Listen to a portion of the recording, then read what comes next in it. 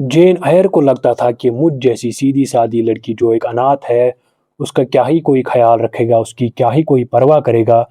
लेकिन mister Rochester ने जेन को दिखाया कि नहीं जेन, तुम्हारे अंदर जो खूबी है, तुम्हारे अंदर जो खूबसूरती है, वो ढूँढने से भी कहीं नहीं मिल सकती।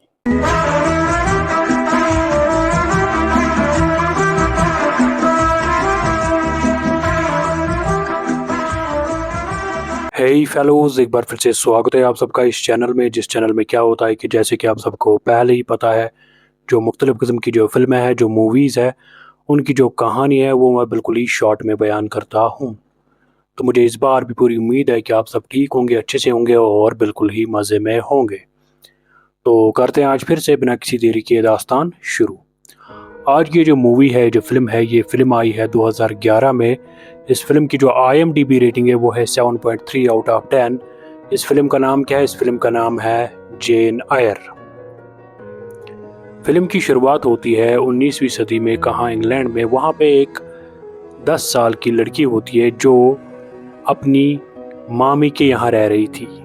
जो उसकी मामी थी उसी के यहाँ रह रही थी, क्योंकि उस बच्ची के बचपन में ही माता पिता गुजर गए थे। तो फिर उसको मामा ने अपने घर लिया, लेकिन अब जो मामा है जो उसकी परवाह कर रहा था वो भी अब गुजर चुका था। अब उसकी मामी वहाँ पे थी और उसकी मामी का लड़का। लेकिन उसकी जो मामी थी वो उसको बिल्कुल पसंद नहीं करती थी। वो उसको अपने आप पे बोझ समझती थी। वो सोचती थी कि मेरे पति ने, जो उस लड़की का मामा था, उसने इस लड़की को यहाँ रखा, उसने मुझसे वादा लिया। वो उसको बिल्कुल पसंद नहीं करती थी, वो मामी, उस लड़की को। और उस लड़की का नाम क्या था? उस लड़की का नाम था जेन एयर।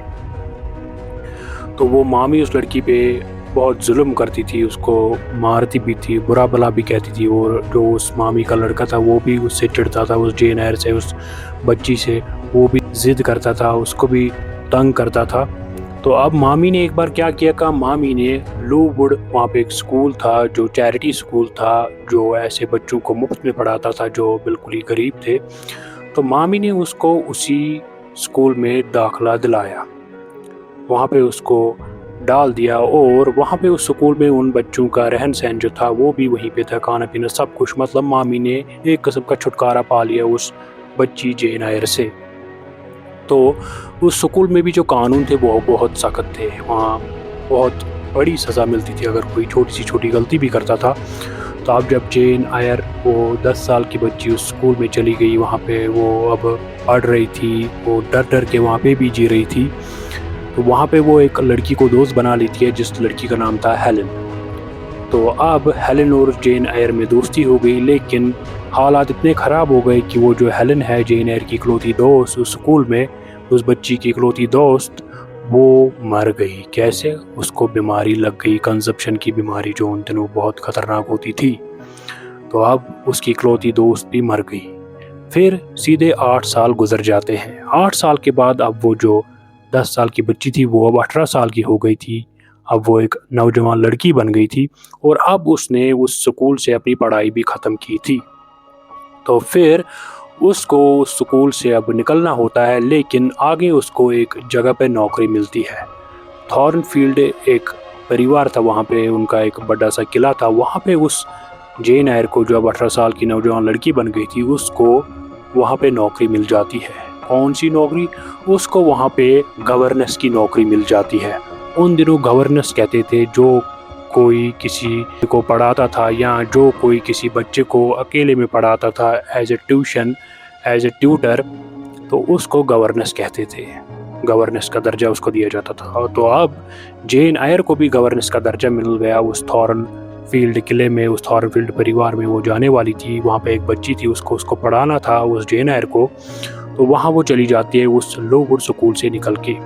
तो वहाँ जब वो पहुँच जाती है उस थॉर्नफील्ड किले में, तो वहाँ पे उसका स्वागत करती है एक बूढ़ी औरत जिसका नाम था मिसेस फेयरफैक्स। वो जो मिसेस फेयरफैक्स थी, वो उसको अच्छे से स्वागत करती है उस जेन एयर को, और उसको अंदर लाती है, उसको वहाँ पे नीचे बिठाती है, उसको बोलती है आप आराम करो, आप थक गई होगी। तो फिर बाद में वो जो जेन एयर है अब इस थॉर्नफील्ड किले में आ गई एज ए गवर्नेंस बन के।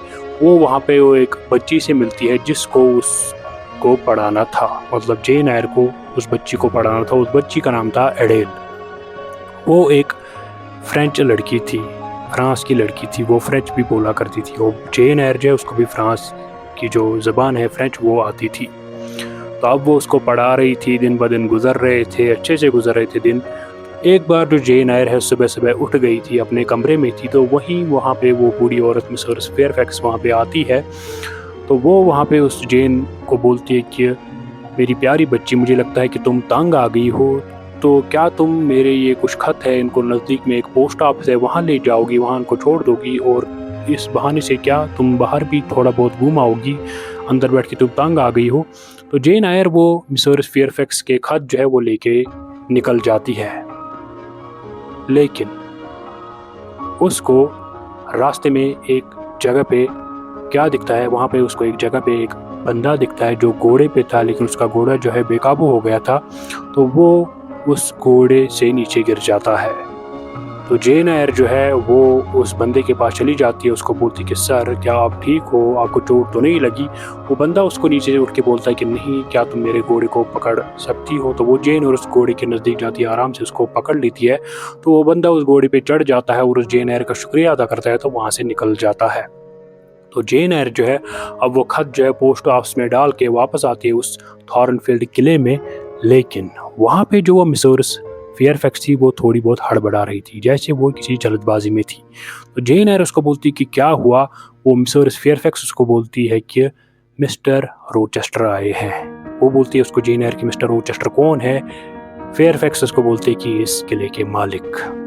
जेन एयर वहाँ पे हैरान हो जाती है, वो बोलती है कि मिसेस फेयरफैक्स क्या आप इस किले की मालकिन नहीं हो। वो बोलती है उसको कि नहीं, तुम्हें क्या लगा था मैं इस किले की मालकिन हूँ। असल में क्या है, मैं इस किले की देखभाल करती हूँ, मैं इसकी हाउस कीपर हूँ, असल मालिक तो मिस्टर रोचेस्टर है। तो जेन जो है अब वो भी थोड़ी बहुत परेशान हो जाती है। वो सोचते हैं कि पता नहीं अब मिस्टर रोचेस्टर मेरे बारे में क्या सोचेंगे, मैं उनसे सामना कैसे करूं।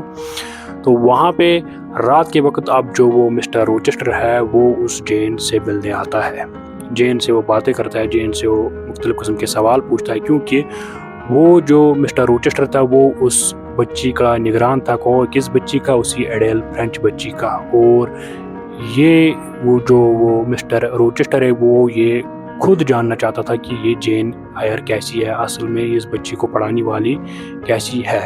तो जब वो उससे मुख्तलिफ सवाल पूछता है, उससे बात करता है अच्छे से, जेन जो है पहले डर डर के जवाब देती है, लेकिन वो जवाब आराम से दे पाती है। तो वो दोनों जो है, कौन, मिस्टर रोचेस्टर वो एक नौजवान बंदा था और जेन एयर जो है, उन दोनों में थोड़ा बहुत जैसे अंदर ही अंदर कुछ अट्रैक्शन हो जाती है। तो फिर रात के वक्त जब सब सोए थे तो जेन एयर रात के वक्त उठ जाती है, उसको थोड़ी बहुत कुछ बू आती है। तो वो जब बाहर उठती है तो वो देखती है कि मिस्टर रोचेस्टर के कमरे से तो धुआं निकल रहा है। तो वो मिस्टर रोचेस्टर के कमरे में जाती है, वहाँ पे आग लगी हुई थी। तो वो मिस्टर रोचेस्टर जो है वो सोया हुआ था, तो जेन एयर उसको उठा लेती है, उसको बोलती है कि सर उठ जाइए, यहाँ आग लगी है, यहाँ खतरा है। तो वो उठ जाता है, तो वो हड़बड़ी में दोनों ही वहाँ पे वो आग बुझा देते हैं।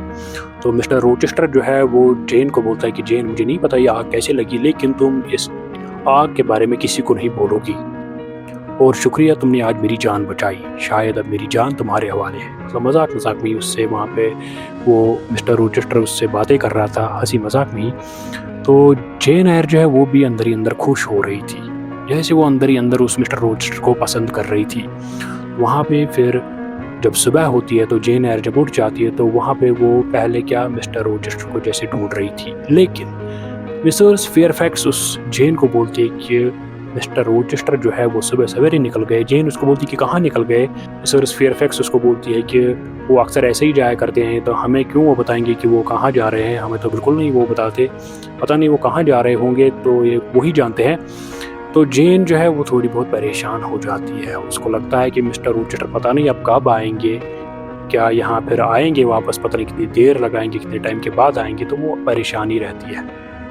तो आगे आगे वक्त बढ़ता है, वो उस एडेल छोटी बच्ची को पढ़ा रही थी, दिन ब दिन गुजरते जाते हैं। तो एक दिन क्या होता है काम, वो जो मिसेस फेयरफैक्स है वो फिर से जैसे उस किले में तैयारियां कर रही थी, तो वो जेन को बोलती है कि जेन, मिस्टर रोचेस्टर ने संदेश भेजा है कि वो आ रहे हैं और उनके साथ कुछ मेहमान आ रहे हैं। जेन उसको बोलती है कि कौन से मेहमान। तो फेयरफैक्स उसको बोलती है कि मिस्टर रोचेस्टर एक औरत को पसंद करते हैं, उनका नाम है मिस इनग्रैम। तो शायद मिस्टर रोचेस्टर उसी से शादी करेंगे। और मिस्टर रोचेस्टर ने ये बताया कि उस इनग्रैम जो है उसके परिवार वाले और वो जो इनग्रैम है वो आ रहे हैं यहाँ इस किले में थोड़े दिन गुजारने। तो जेन जो है और जैसे चिंतित हो जाती है, उसको लगता है कि ये क्या हो रहा है। तो फिर मिस्टर रोचेस्टर आ पड़ते हैं, तो वो उनका स्वागत करते हैं। मिस्टर फेयरफैक्स वहाँ पे जो नौकर थे और वो जो जेन है वो भी उनका स्वागत करती है। और उस मिस्टर रोचेस्टर के साथ कौन थी, वही लेडी इनग्रैम थी, जो सबको लगता था इससे वो शादी करेंगे मिस्टर रोचेस्टर। और उसके कुछ परिवार वाले थे उस लेडी इनग्रैम के, वहाँ पे वो आए हुए थे और वहाँ पे वो कुछ देर रहने वाले थे। तो अब रात के वक्त वो सब इकट्ठे खाना खा रहे थे, जेन भी वहाँ पे थी। तो वो जो लेडी इनग्रैम है वो उस मिस्टर रोचेस्टर के साथ मजाक कर रही थी, हंसी मजाक कर रही थी। जेन को ये जैसे कुछ बर्दाश्त ही नहीं हो रहा था, तो वो वहाँ से निकलने की कोशिश करती है। जब वो बाहर पहुंची उस कमरे के, तो पीछे से वही मिस्टर रोचेस्टर आ जाता है। वो जेन को बोलता है कि जेन ऐसा क्या हुआ, तुम यहाँ से क्यों भागी। जेन उसको बोलती कि मुझे सोना है, मुझे देर हो रही है, मुझे उस कल सुबह उस एडल को भी पढ़ाना है। लेकिन जो ही अब वो मिस्टर रोचेस्टर जेन को कुछ बोलने वाला था, तो पीछे से वो मिस्टर फेयरफैक्स उस मिस्टर रोचेस्टर को बोलते हैं कि सर एक मेहमान और आए हैं, वो शायद दूर स्पेन जमैका से आए हैं, तो वो आपसे मिलना चाहते हैं। तो ये सुन के वो जो मिस्टर रोचेस्टर है ज़्यादा खुश नहीं हुआ, वो थोड़ा बहुत परेशान ही हुआ। तो वो बोलता है उसको, उस मिस्टर फेयरफैक्स को, कि उसको मेरे स्टडी रूम में लाओ। तो वहाँ पे जब वो उसको स्टडी रूम में लाती है वो मिस्टर फेयरफैक्स, तो मिस्टर रोचेस्टर से मिलता है। तो उस बंदे का नाम होता है रिचर्ड मेसन। और वो जो रिचर्ड मेसन है वो जैसे कुछ करीबी था उस मिस्टर रोचेस्टर का, जैसे वो उसको बरसों से जानता हो। तो उस रात क्या होता है, कम जब सब सोए थे, तो रात के वक्त देर रात चिल्लाने की आवाज़ आती है उस मिस्टर रोचेस्टर के कमरे से। तो सब जाग जाते हैं, जेन आयर भी जाग जाती है, वो मेहमान लेडी इनग्रैम, मिस्टर फेयरफैक्स वो भी जाग जाती है। वो सारे चले जाते हैं उस के कमरे में। किसके कमरे में? उसी मिस्टर रोचेस्टर के कमरे में। लेकिन मिस्टर रोचेस्टर उनको बाहर ही रखता है, उनको बोलता है कि अंदर मत आइए। तो वहाँ पे वो सबको बोलता है कि ठीक है कोई बात नहीं, यहाँ थोड़ा बहुत परेशानी हुई तक असल में कुछ बात नहीं है। ये रिचर्ड मेसन है जो उसी रोचेस्टर के कमरे में था। ये मिस्टर रोचेस्टर उन सबको बोलता है कि शायद ये मेसन जो है ये डर गए हैं, तो आप सब अपने कमरे में चले जाइए। और वहाँ पे वो जेन को बोलता है कि जेन तुम यहीं पे रहो। जेन अंदर कमरे में चली जाती है। तो वो वहाँ देखती है कि ये जो रिचर्ड मेसन है जमैका से आया हुआ, ये जख्मी पड़ा था। तो मिस्टर रोचेस्टर उस जेन को बोलता है कि जेन तुम इसका ख्याल रखो जब तक मैं डॉक्टर को बुलाता हूँ। तो जेन उसको बोलती है चलो ठीक है। तो जेन वहाँ पे उसके जख्मों को थोड़ी बहुत पट्टी लगाने की कोशिश करती है। और वहाँ पे वो जेन देखती है कि उस कमरे के अंदर एक और जैसा छोटा सा दरवाज़ा था, जैसे अंदर कोई और कमरा था, खुफिया कमरा था। लेकिन जेन ज़्यादा ध्यान नहीं देती। तो फिर सुबह होने वाली थी, क्योंकि देर रात ही वो हादसा हुआ था वहाँ पे। तो सुबह जब हुई तो डॉक्टर भी आया। तो वो जो मिस्टर रोचेस्टर है वो उस मेसन को डॉक्टर के हवाले कर देता है और उस डॉक्टर को बोलता है इसका इलाज करके इसको घर भेज देना। तो वहाँ पे वो जो है वो मेसन जमैका से आया हुआ, वो वहाँ से निकल जाता है। तो वहाँ पे वो जो जेन है और वो जो मिस्टर रोचेस्टर है वो वहाँ पे थे अकेले। वहाँ पे जब उसने उस जमैका से आए हुए मेसन को डॉक्टर के साथ भेजा, वहाँ पे वो जो जेन है वो उस मिस्टर रोचेस्टर को बोलती है कि क्या आप ठीक हो। मिस्टर रोचेस्टर उसको वहाँ पे बोलता है कि क्या मैं बताऊँ अपने बारे में, अतीत की एक गलती है जिससे मैं आज भी पछता रहा हूँ, और मुझे लगता है कि ये गलती मुझे अपनी पसंदीदा औरत से शादी भी नहीं करने देगी जिससे मैं बहुत प्यार करता हूँ। तो जेन को यहाँ पे लगता है कि ये जो मिस्टर रोचेस्टर है शायद लेडी इनग्रैम के बारे में बोल रहे हैं कि ये उनसे बहुत प्यार करते हैं। तो जेन को वहाँ पे थोड़ा बहुत मूड और ख़राब हो जाता है। तो वो वहाँ से बोलती है उसको कि अच्छा ठीक है मैं वहाँ पे चली जाती हूँ, मैं उस अडेल छोटी बच्ची को देखती हूँ। तो तभी दिन के वक्त वो जो मिस्टर रोचेस्टर है वो उस इनग्रैम के साथ वक्त बिता रहे थे, हंसी मजाक कर रहे थे आपस में। तभी जेन उनके पास आ जाती है। जेन उस मिस्टर रोचेस्टर को बोलती है कि सर क्या मैं आपसे बात कर सकती हूँ थोड़ी देर। रोचेस्टर उसको बोलता है कि जेन हाँ बोलो क्या है। तो वो उस लेडी इनग्रैम को वहाँ पे छोड़ देता है और जेन की बात सुनने लगता है। जेन उसको बोलती है कि मेरी मामी का खत आया है, उसने खत में लिखा है कि मेरी मामी का जो लड़का है उसने खुदकुशी कर ली है और मेरी मामी जो है उसको स्ट्रोक आया हुआ है, वो मुझे देखना चाहती है।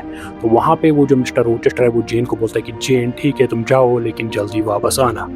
तो जेन वहाँ पे चली जाती है अपनी मामी के पास। अपनी मामी के पास जब वो जाती है तो वहाँ पे उसको अपनी मामी बोलती है कि जेन मुझे माफ़ कर देना, क्योंकि उसकी मामी की हालत बहुत ख़राब थी, उसको स्ट्रोक आया हुआ था, उसके बेटे ने खुदकुशी जो की थी। जेन उसको बोलती कि इस बात की माफ़ी, आपने जो मेरे साथ किया मैं उसको बोलने की कोशिश कर रही हूँ, लेकिन वहाँ पे उसकी मामी उसको बोलती कि जेन यहाँ पे एक ख़त है, तुम इसको उठाओ और इसको पढ़ो।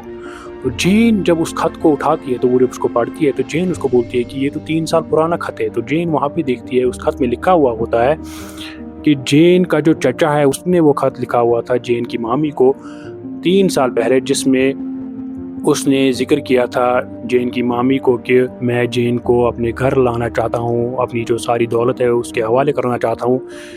लेकिन वो जो जेन की मामी है उसने वो ख़त उस जेन को नहीं दिखाया था। लेकिन अब जब इस वक़्त उसको स्ट्रोक आया तो अब 3 साल बाद वो जेन को ये ख़त देती है। जेन उसको बोलती है कि आपने मुझसे ये ख़त क्यों छुपाया? तो वहाँ पे उसकी मामी उसको बोलती कि जेन मुझे माफ़ कर देना, मैंने कभी तुम्हारा भला नहीं चाहा, मैं नहीं चाहती थी कि तुम ये ख़त पढ़ो और तुम्हें ये ऐसी दौलत मिले, इसलिए मैंने तुमसे ये छुपाया। जेन उसको बोलती कि चलो ठीक है, आपने ये भी मेरे साथ किया, इसके लिए तो मैं आपको माफ़ नहीं कर सकती, लेकिन फिर भी मैं चाहती हूँ कि आप जल्दी ठीक हो जाए। तो जेन वहाँ से निकल जाती है, उसको बोलती कि मामी मुझे वापस जाना होगा। और जेन जब वहाँ से निकल जाती है तो वो पहुँच जाती है कहाँ, वहीं थॉर्नफील्ड किले में। तो वहाँ पे वो जो लेडी इनग्रैम थी वो अब चली गई थी, तो वहाँ पे वही था मिस्टर रोचेस्टर और बाकी सारे लोग, जैसे वो बूढ़ी औरत मिस्टर फेयरफैक्स और जो सारे नौकर थे। तो मिस्टर रोचेस्टर जब जेन को आते हुए देखता है तो जेन का स्वागत करता है और जेन को बोलता है कि तुमने देर कर दी आने में, लेकिन तुम आई, मैं बहुत खुश हूँ। तो वहाँ पे अब जेन जो है अपना काम फिर से करने लगती है उस एडेल को पढ़ाने में। तो 2-3 दिन जब गुजर जाते हैं तो एक दिन वो जो मिसेस फेयरफैक्स है वो बातें कर रही थी जेन के साथ। जेन को बोलती है कि मिस्टर रोचेस्टर जो है अब जल्दी उस लेडी इनग्रैम के साथ शादी करने वाले हैं, इन्होंने जेवरात के लिए भी तैयारी की है, जेवरात लाने के लिए। तो जेन और ज़्यादा चिढ़ जाती है अंदर ही अंदर, तो वो बाहर चली जाती है। बाहर मिस्टर रोचेस्टर कुछ काम के सिलसिले में किसी बंदे के साथ बात कर रहा था।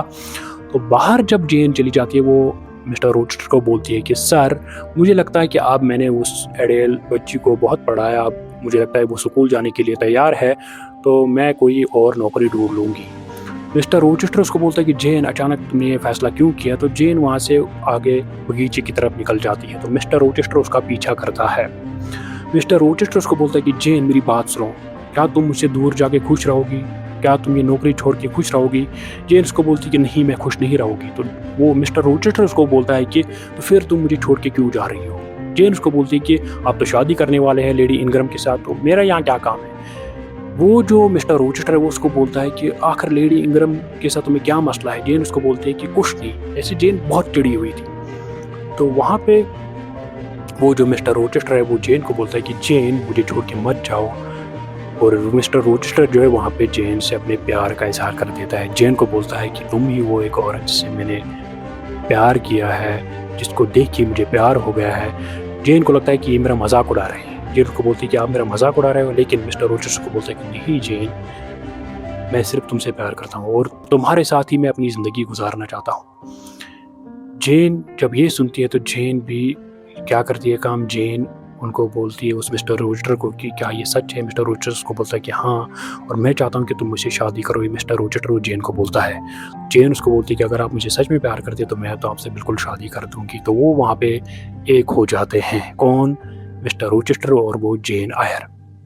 तो अब उन दोनों में प्यार का इज़हार हो गया। तो अब वो जो मिस्टर रोचेस्टर है वो तैयारी करता है किसकी? शादी की।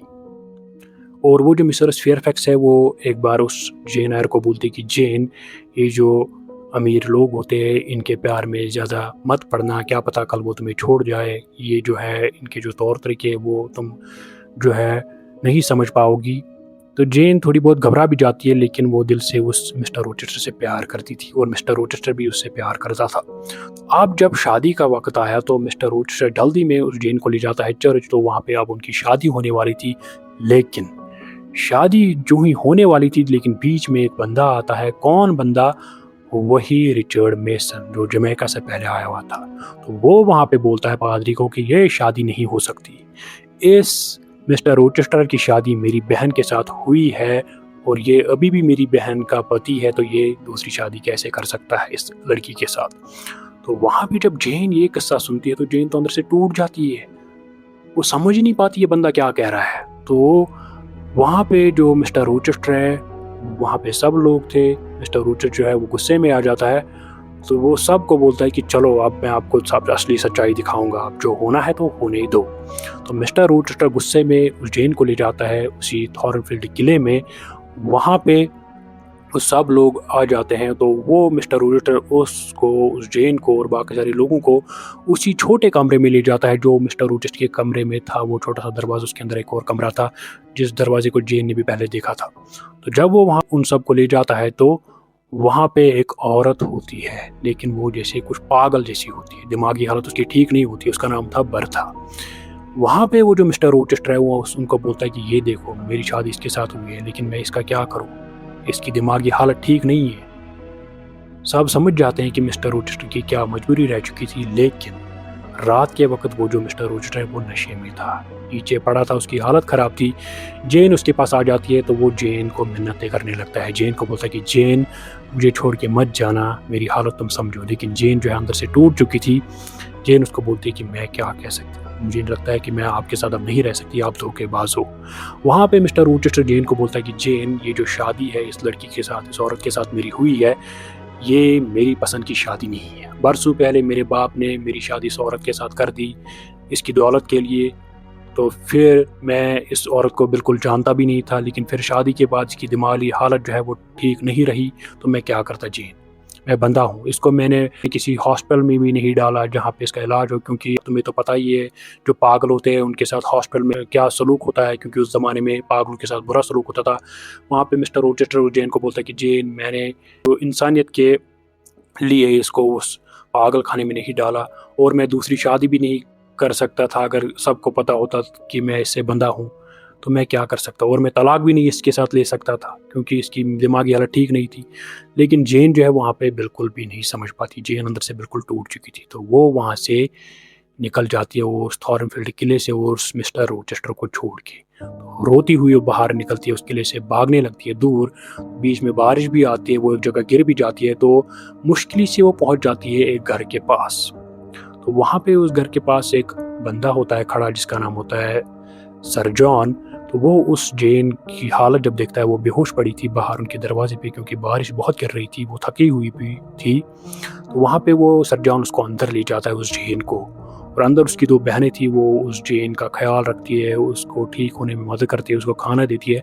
तो जेन जब अब ठीक हो जाती है अच्छे से, तो वहाँ पे वो जो सर जॉन है वो जेन को बोलता है, मुझे नहीं पता आप कहाँ से आई हो, क्या आई हो, लेकिन मुझे पता है कि आपको मदद चाहिए, इसलिए मैं आपको एक ऐसी जगह ले जाऊंगा जहां आपको क्या एक तो नौकरी मिलेगी और वहां आपको रहने की जगह मिलेगी। तो वो सर जॉन उस जेन को एक चैरिटी स्कूल में ले जाता है जहां पे मुफ्त की पढ़ाई दी जाती थी बच्चों को, जो गरीब बच्चे थे, और जेन को वहां पे पढ़ाने का काम वो देता है वहाँ पे वो सर जॉन, और जेन को वहाँ पे रहने की जगह भी मिलती है। तो जेन तो अपना काम करने में वहाँ लग जाती है उसी स्कूल में। तो कुछ दिनों बाद वो जो सर जॉन है वो जेन से मिलने आता है, और जेन वहाँ पे कुछ ड्राइंग कर रही थी, क्योंकि जेन को ड्राइंग करने का, उसको तस्वीरें बनाने का शौक़ था। तो वहाँ पे वो जेन की एक तस्वीर जो है उठा लेता है, जेन को बोलता है कि हाँ, ये मैं अपने साथ ले जाऊँगा। और उस जेन आयर ने वहाँ पे उस सर जॉन और उसके परिवार वालों को नहीं बताया था कि मेरा नाम जेन आयर है, उसने सिर्फ उनको बताया था कि मेरा नाम जेन है। फिर कुछ टाइम गुजर जाता है तो वो सर जॉन जो है फिर जेन के पास आ जाता है, लेकिन रात के वक्त। तो जेन जब दरवाज़ा खोलती है, उसको पहले एहसास हो जाता है जैसे मिस्टर रोचेस्टर आए हैं। जेन उसको गले लगाती है, लेकिन ये सिर्फ उसका ख्याल होता है, क्योंकि उसका प्यार उसके दिल में बहुत बसा था, उस जेन के दिल में, उस मिस्टर रोचेस्टर का। लेकिन वो कौन होता है, वो वही सर जॉन होता है। तो वो जेन उसको बोलती है कि आप यहाँ क्यों आए इतनी देर रात। तो सर जॉन वहाँ पे जब आता है, सर जॉन उसको बोलता है कि मैंने एक इश्तिहार पढ़ा, वहाँ पे कोई बंदा था, वो अपनी भतीजी को ढूंढ रहा था, और उसने अपनी सारी दौलत जो है अपनी भतीजी के नाम कर दी है, लगभग 20,000 पाउंड। और वो जो सर जॉन है वो जेन को बोलता है कि, और उस बंदे ने जो इश्तिहार में लिखा था वो लिखा था नाम क्या, जेन आयर। और वो जो सर जॉन है वो वहाँ पे जेन को बोलता है कि जब मैंने आपकी वो तस्वीर ली थी जो आप बना रही थी, वहाँ पे आपने नीचे अपना नाम जेन आयर लिखा था, तो मतलब आपके नाम उसने ये सारी दौलत की है उस बंदे ने, आपके जो अंकल है। तो जेन वहाँ पे चौंक जाती है, हैरान हो जाती है। वो सर जॉन को बोलती है चलो ठीक है, लेकिन सर जॉन उसको बोलता है कि चलो ठीक है, अब आप आज से आज़ाद हो गए, आपको इस नौकरी की भी तलाश नहीं है। लेकिन जेन वहाँ पे ये दौलत जो है उसको अपने पास नहीं रखने चाहती थी सारी की सारी को, क्योंकि जेन के दिल में क्या थी, जेन का दिल नरम था, उसके दिल में मोहब्बत थी, उसके दिल में जो था वो दर्द था, वो जो इंसानियत उसके दिल में ज़िंदा थी। तो जेन वहाँ पे सर जॉन को बोलती कि नहीं, मुझे लगता है कि हम और आप तीन, जो आपकी दो बहनें और आप है, इसको आपस में बांटेंगे 5-5 हज़ार पाउंड। इससे हमारी जो ज़िंदगियाँ हैं वो अच्छे से गुजर जाएंगी, और आपने मुझे अपनाया, मैं अब आप सबका अपना परिवार मानती हूँ, क्योंकि मेरा भी अब कोई नहीं है। सर जॉन उसको बोलता है कि चलो ठीक है। तो जेन जो है अब उनके घर भी जाती है, सर जॉन के घर। तो अब जो जेन है वो सर जॉन को अपना भाई मानती थी, लेकिन सर जॉन उसको एक बार क्या बोलता है जेन को, सर जॉन उसको बोलता है कि जेन, मुझे इंडिया जाना है मिशनरी के तौर पर, क्योंकि वो अपने मज़हब का प्रचार करने वाला था। तो वो जेन को बोलता है कि क्या तुम मेरे साथ आओगे, लेकिन मेरी बीवी बन के। वो जेन को वहाँ पे प्रपोज कर देता है वो सर जॉन, लेकिन जेन जो है उसके बारे में ऐसा बिल्कुल नहीं सोच रही थी, उस सर जॉन के बारे में। तो सर जॉन उसको वहाँ पे ये बात बोलता है। तो अगली सुबह जो है जेन कहीं जा रही थी, सर जॉन उसके सामने आ जाता है। सर जॉन उसको बोलता है कि जेन, तुमने क्या फ़ैसला किया। जेन उसको बिल्कुल मना कर देती है। जेन उसको बोलती कि नहीं, मैं आपको ऐसा बिल्कुल नहीं मानती, मैं आपसे शादी नहीं कर सकती। तभी वहाँ पे सर जॉन उसको समझाने की कोशिश कर रहा था ज़ोर-ज़ोर से, लेकिन जैसे जेन के कानों में कुछ आवाज़ गूंजने लगती है। जेन के कानों में क्या आवाज़ गूंजने लगती है, जैसे वो मिस्टर रोचेस्टर उसको बुला रहा था। तो जेन को एहसास हो जाता है कि मुझे रोचेस्टर के पास वापस जाना होगा। तो जेन क्या करती है काम, वहाँ से निकल जाती है, सर जॉन की एक बात भी नहीं सुनती।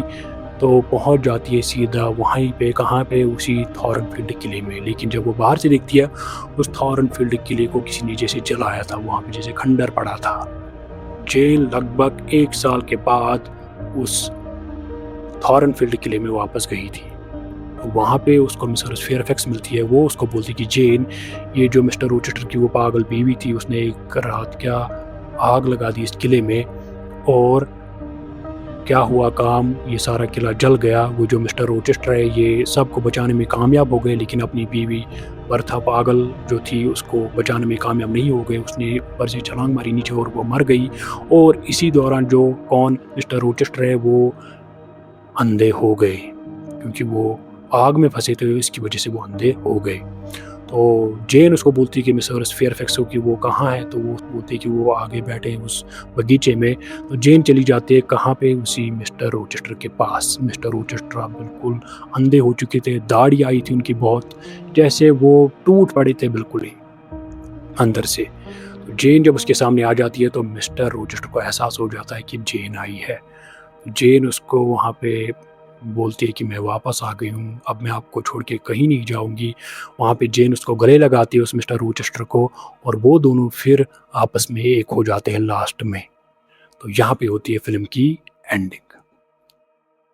तो इस फ़िल्म में कुछ सवाल है जिनका जवाब जानना ज़रूरी है। पहला मुझे सवाल इसमें ये लगा कि वो जो एडेल थी फ्रांस की, वो छोटी लड़की जिसकी देख-रेख वो मिस्टर रोचेस्टर कर रहा था, वो आखिर उस रोचेस्टर के पास क्यों थी?